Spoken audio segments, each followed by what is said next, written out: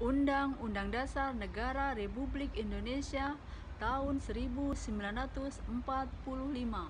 Pembukaan bahwa sesungguhnya kemerdekaan itu ialah hak segala bangsa, dan oleh sebab itu maka penjajahan di atas dunia harus dihapuskan karena tidak sesuai dengan peri kemanusiaan dan peri keadilan. Dan perjuangan pergerakan kemerdekaan Indonesia telah sampailah kepada saat yang berbahagia dengan selamat sentosa mengantarkan rakyat Indonesia ke depan pintu gerbang kemerdekaan Indonesia atas berkat rahmat Allah yang Maha Kuasa dan dengan didorongkan oleh keinginan luhur supaya berkehidupan kebangsaan yang bebas, maka rakyat Indonesia menyatakan dengan ini kemerdekaannya. Kemudian daripada itu, untuk membentuk suatu pemerintahan negara Indonesia yang merdeka, bersatu, berdaulat, adil, dan makmur, maka disusunlah keadilan, maka disusunlah ketuhanan yang Maha Esa, kemanusiaan yang adil dan beradab, persatuan Indonesia, kerakyatannya di apanya Pancasila. Oh my god, udah ini ya, ke bawahnya itu agak-agak nggak hafal ya. Detik-detik dikumandangkan proklamasi Indonesia. Pada saat itu kan tanggal 14 Agustus itu 14-15 itu ada sidang BPUPKI. Terus kalau dulu itu PD1, PD2. PD1 itu Perang Dunia Pertama dan Perang Dunia Kedua.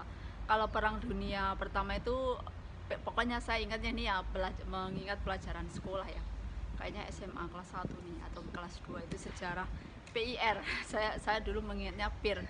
Prancis, Inggris, Rusia. Kalau Perang Dunia Kedua itu Jerman sama mana-mana udah agak lupa ya. Dan pada tanggal 14 sama 15 itu Jepang dibom kan oleh sekutu. Tapi pada waktu itu Jepang itu tidak mengakui kekalahannya gitu ya atas sekutu. Tapi ada Malik sama pada waktu itu Perdana Menteri Luar Negeri Indonesia, ada Malik itu sama siapa ya, gak lupa saya mah. Itu melapor ke IR Soekarno sama Dr. Andes Muhammad Hatta dan para pemuda lah. Disitulah peran pemuda ya, jangan menjadi generasi micin ya. Generasi micin yang kayak sekarang itu kebanyakan ngegame sampai lupa waktu. Enggak bercanda. Para pemuda itu kayak seperti pada zaman Rasulullah itu juga ya, pemuda itu tunas-tunas bangsa yang sangat berperan penting untuk negara, kemajuan negara, berdirinya suatu negara ini ya. Pada waktu itu IR Soekarno dan Dr. Andes Muhammad Hatta itu masih ini ya, belum mau menggunakan kesempatan ini, maka diculiklah IR Soekarno dan Dr. Andes Muhammad Hatta itu ke Rengas Dengklok. Ke Rengas Dengklok itu terus Sayuti Mele itu yang mengetik, menulis ya dulu, menulis teks proklamasi itu ya. Hingga pada akhirnya tanggal 17 itu di Jalan Pegangsaan Timur nomor 56 itu tanah wakafnya dari orang Arab Saudi ya. Dan Ibu Fatimah, istri ke-9-nya IR Soekarno itu yang menjahit bendera merah putih itu, dijahit dengan jahitan tangan. Dan pada waktu itu IR Soekarno juga keadaan sakit malaria itu ya. Makanya kan detik-detik proklamasi itu dikumandangkan jam 10, antara jam 10.15 menit ya. Maka para pemuda itulah menyuruh IR Soekarno untuk memproklamasikan.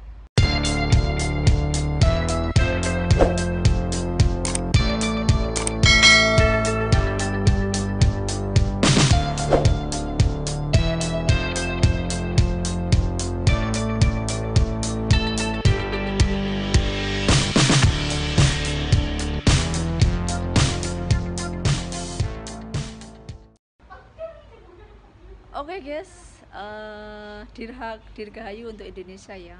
Semoga sekali merdeka tetap merdeka. Ya kalau merdeka bagi saya, bagi TKW itu, bagi saya itu merdeka itu terpenuhinya hak-hak ya. Yang penting kalau bagi saya itu bekerja dimanapun, yang penting saya bisa sholat udah. Pokoknya karena selalu ingat ya pesan orang tua itu. sholat, jangan lupakan sholat.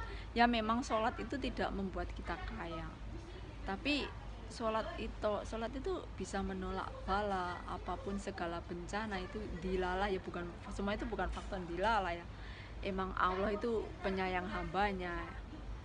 Pokoknya dirgahayu Indonesia untuk besok ya. Indonesia tanah airku, tanah tumpah darahku. Di sanalah aku berdiri, jadi pandu ibuku. Indonesia kebangsaanku, bangsa dan tanah airku. Marilah kita berseru, Indonesia bersatu. Hiduplah tanahku, hiduplah negeriku, bangsaku, rakyatku, semuanya. Bangunlah jiwanya, bangunlah badannya, untuk Indonesia Raya. Satu nusa, satu bangsa, satu bahasa kita. Tanah air pasti jaya untuk selama-lamanya.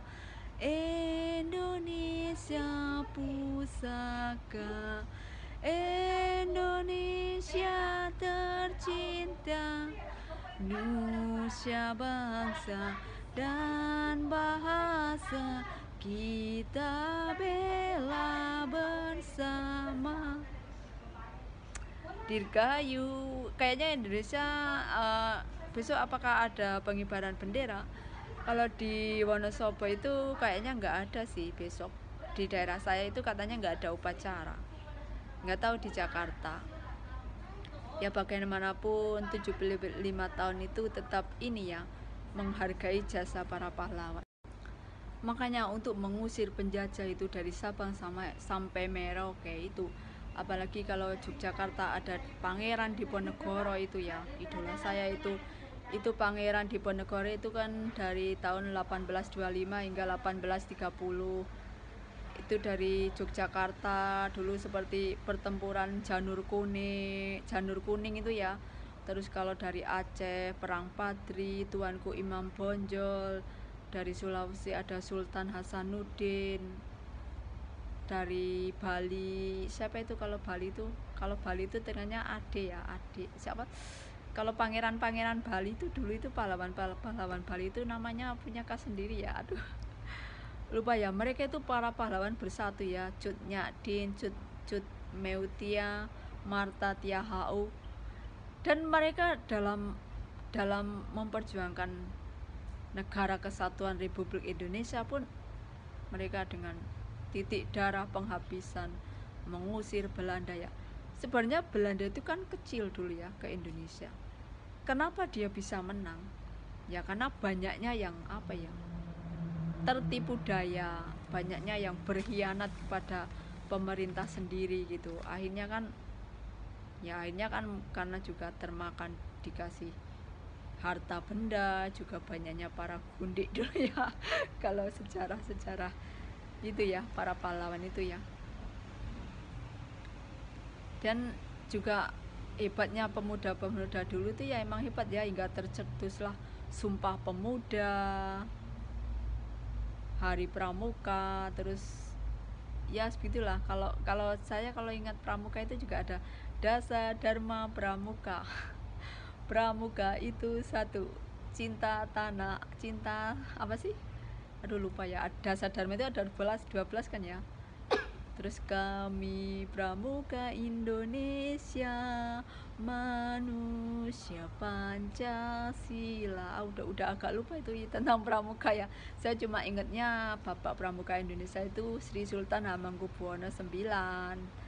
Tanggal 14 Agustus itu kan hari Pramuka. Terus sama itu ya, proklamasi kemerdekaan IR Soekarno. Terus setelah itu kan juga setelah merdeka pun masih banyak penjajahan. Maksudnya kalau setelah merdeka itu penjajahan dengan bangsa sendiri gitu ya, hingga ada PKI Madiun. Itu kalau PKI Madiun kan 1948 ya, kalau G30 SPKI itu kan 1965 ya. Bahkan sampai sekarang pun walaupun mungkin sudah merdeka tapi kan masih banyak yang berkhianat, masih ingin menguasai sendiri kekayaan alam. Wah.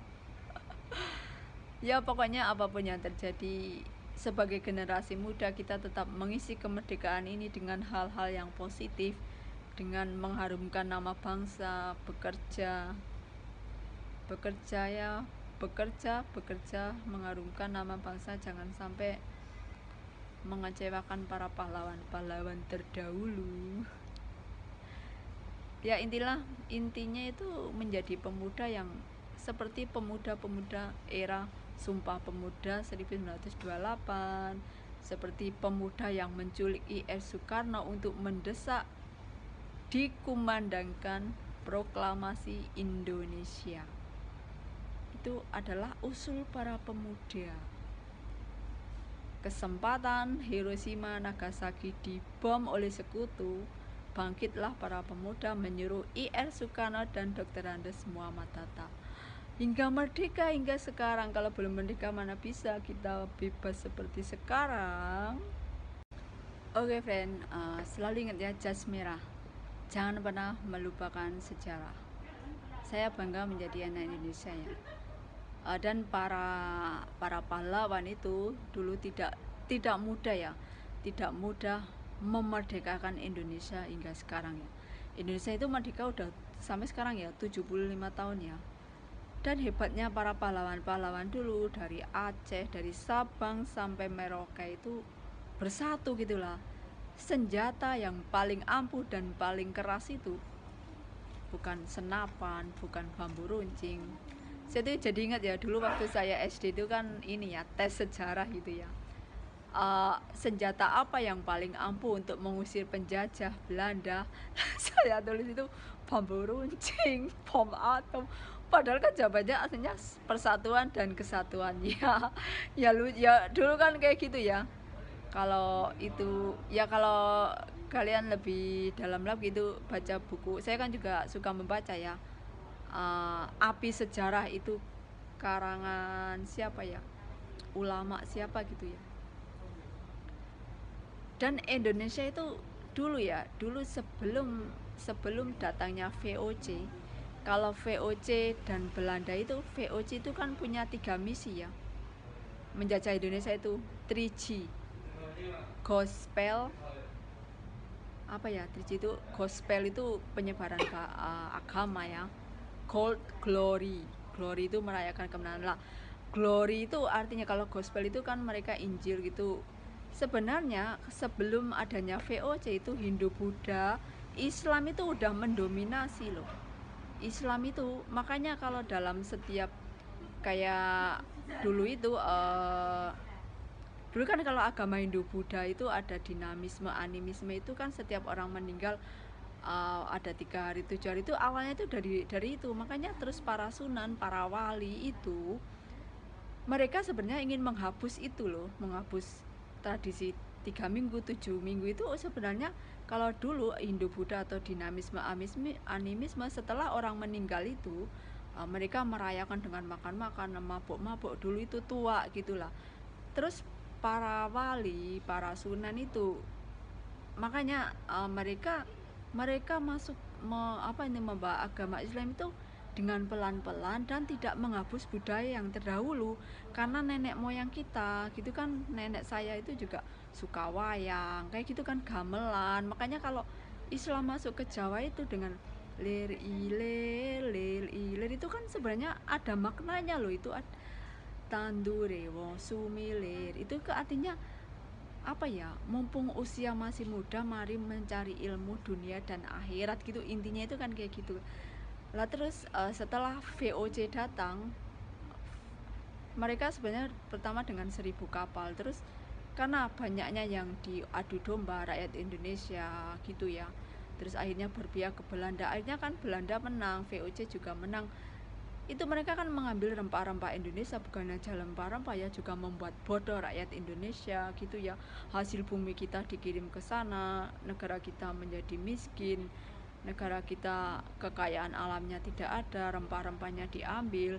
Terus selain itu kan makanya dari Sulawesi, kerajaan Goa dulu, dari Tanah Toraja itu kan mereka agamanya itu dulu dinamisme. Makanya setelah VOC itu sebenarnya itu kayak hari Minggu itu kan sebenarnya apa itu, Domingo itu kan para VOC itu ya, the glory itu emas, kejayaan. Mereka sambil menjajah juga sambil menyebarkan agama, visi mereka itu. Makanya kan juga banyak itulah ya.